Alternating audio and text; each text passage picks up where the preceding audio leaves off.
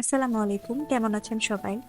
শীতকাল কিন্তু প্রায় শেষ। আর এই ছোট ছোট চিংড়িগুলো শীতের মধ্যেই দেখা যায়। তো চিংড়িগুলোকে কিভাবে আমি শুটকি বানিয়ে রাখবো সেটা আজকে আপনাদের সাথে শেয়ার করব। এই প্রসেসটা যদি ফলো করেন তাহলে একদম স্বাস্থ্যসম্মত ভাবে আপনি চিংড়ি শুটকি খেতে পারবেন। আমরা বাজারে প্রায় শুটকি কিনে খাই, কিন্তু এগুলো কোত্থেকে আসে, কিভাবে প্রসেস হয় আমরা কেউই জানি না।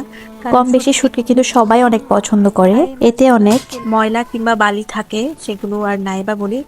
আর এই শুটকিগুলো আমি যেভাবে প্রসেস করছি, আগে আমি ছোট চিংড়িগুলো নিয়ে ভালোভাবে ময়লাগুলো বেছে, কাঁকড়া আছে, এছাড়া সমুদ্রের অনেক ময়লা থাকে। এই ছোট চিংড়িতে কিছু মাছ পাওয়া যায়, পাঁচমিশালি মাছ। এগুলো আমি আলাদা টমেটো দিয়ে রান্না করে ফেলেছি। এই মাছটা আমি ধুয়ে ভালোভাবে পানি ঝরিয়ে প্যানে দিয়ে দিয়েছি।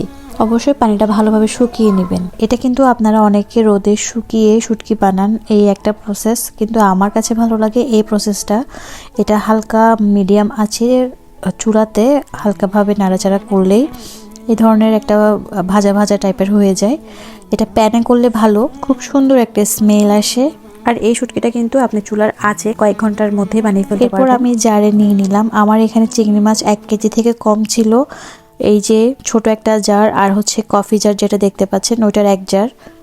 আর এটা ভালোভাবে এয়ারটাইট জারের মধ্যে আপনি নর্মাল ফ্রিজে সংরক্ষণ করে রাখতে পারবেন 1 মাসের মতো। আর এখান থেকে নিয়ে আমি ডিরেক্ট ভর্তা বানিয়ে নিব, সাথে সরিষার তেল, লবণ, পেঁয়াজ কষলে। তাই এই ছোট চিংড়িটা থাকতে থাকে সবাই এই শুটকিটা বানিয়ে ফেলুন, আর মজার এই ভর্তাটা অবশ্যই মিস করবেন না। তো আমার ভিডিও কেমন লেগেছে অবশ্যই জানাবেন। যদি ভালো লাগে লাইক, কমেন্ট, শেয়ার করে দিবেন। সবাই ভালো থাকবেন। আল্লাহ হাফেজ।